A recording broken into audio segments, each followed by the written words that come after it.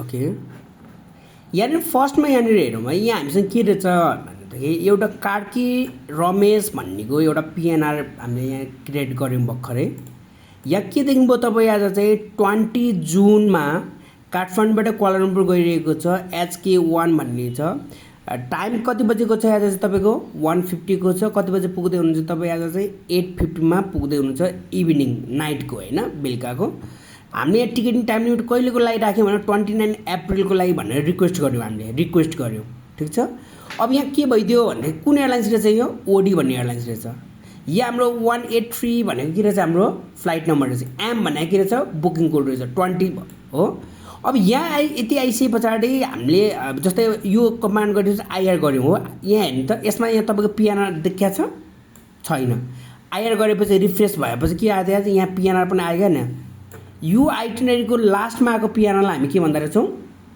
Airlines PNR एयरलाइन्सको reservation record राख्ने होइन तपाईँको आज चाहिँ भेन्डर लोकेटर भन्छ आज चाहिँ तपाईँको ग्यालिलियोमा तर सेभरमा चाहिँ airlines PNR airlines reservation code number होइन भन्न सक्यो यहाँ तपाईँले यहाँ लास्टमा आएको यो चाहिँ के रहेछ तपाईँको जिडिएस पिएनआर अहिले हामी सेभर चलाइरहेका छौँ भनेदेखि तपाईँको यो चाहिँ कुन चाहिँ पिएनआर चाहिँ आज चाहिँ यहाँ आएको पिएनआर चाहिँ के रहेछ सेभर पिएनआर भन्नु पऱ्यो हुन चाहिँ हामीले अब यहाँ कहिलेकाहीँ हामी धेरै यो टिकट टाइम लिमिट राखेर कन्फ्युजन छ है रिक्वेस्ट चाहिँ हामीले 29 अप्रिलको लागि भनेर रिक्वेस्ट गऱ्यौँ एयरलाइन्सलाई तर तपाईँले यहाँ जेनरल फ्याक्ट भनेर यहाँनिर आएर के आयो त भनेदेखि यहाँ के भन्यो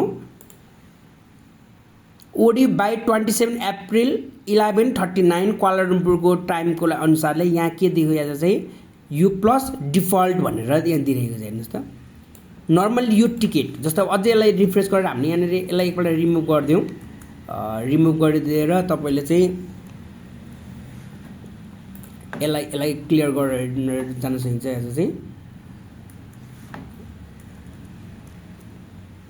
आइआर गरेर एकपल्ट फेरि अझै रिफ्रेस गरेर हेरौँ रिफ्रेस गरेर हेर्दाखेरि यहाँनिर हामीलाई के दियो भनेदेखि टाइम भनेको 27 अप्रिलको भोलि आज 26 छ भोलिको टाइमसम्म चाहिँ हामीले के गराइसक्नुपर्ने छ यो टिकट बनाइसक्नु पऱ्यो नत्र क्यान्सल हुने भयो भन्ने कुरा आयो यहाँनिर बुझ्नुभयो भनेपछि यो पिएनआरलाई हामी फर्स्टमा इन्टरप्रेट गर्न सक्नु पऱ्यो राख्नु त हाम्रो टाइम कहिलेको लागि राखेको थियौँ यहाँ होइन फ्लाइट उड्ने त 20 जुन 29 सम्म हामी टिकट बनाउँछु भनेर रिक्वेस्ट गरेको थियौँ तर मान्यो त एयरलाइन्सले मानेन हो यो कुरा पनि हेर्न सक्नुपर्छ क्या ए मैले त 30 को लागि राखेको छु भनेर तपाईँहरूले वास्ता गर्नु होला टिकट चाहिँ भोलि क्यान्सल हुनसक्छ त्यो अर्को फेरि टिकट काट्नुको लागि त सकिँदैन यो गरिसकेपछि अब तपाईँले अर्को यहाँनिर यसलाई अब प्राइस हेर्नु पऱ्यो नि हो प्राइस हेर्ने कमान्ड के रहेछ त अब अघि नै गरेको कमान्ड हो हेर्नुहोस् है एयरलाइन्स हाम्रो ओडी छ नेपाली क्लाइन्ट भएको हुनाले मैले यो पनि राखिदिएँ चाहिँ यो गर्ने हो अब अघिको र यसमा के फरक थियो अहिले हामीले आइटिनरी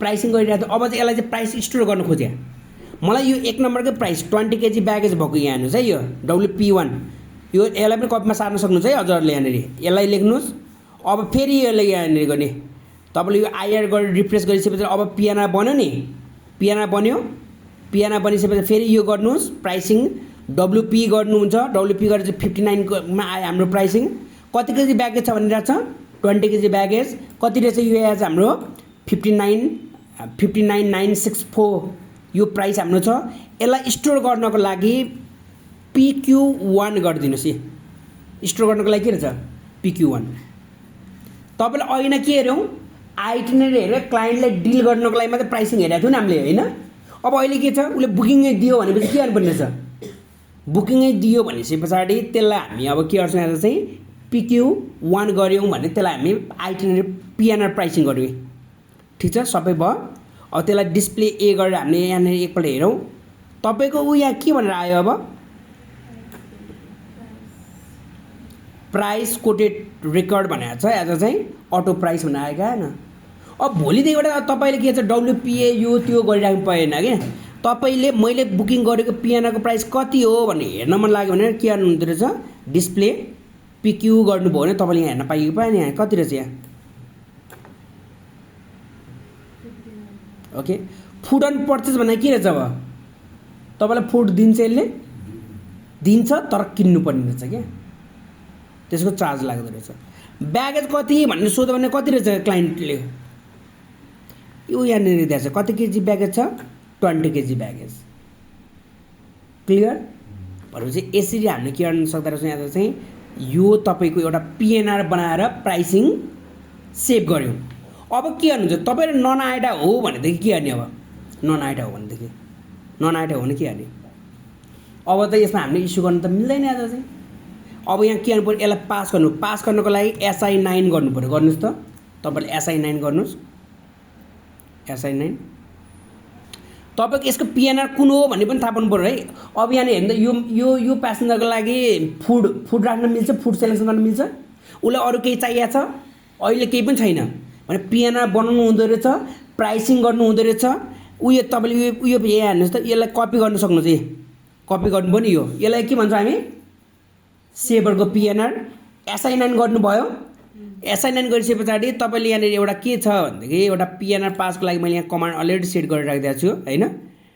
जस्तै यहाँ एउटा यो PNRU पनि थप्न सक्नुहुन्छ। उयो कमान्ड सबै सार्नुहोस् त। यहाँ के भइरहेको छ?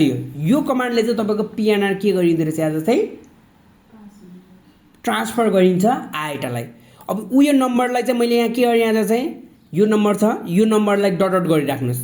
किनभने त्यो चाहिँ अब फरक ट्राभल कम्पनीको फरक हुन्छ। जस्तो हाम्रो यहाँनिर छ होइन, त्यसरी नै तपाईँको के रहेछ आज चाहिँ फरक ट्राभल कम्पनीको फरक हुने भएको हुनाले यसलाई हामी के गर्छौँ आज चाहिँ।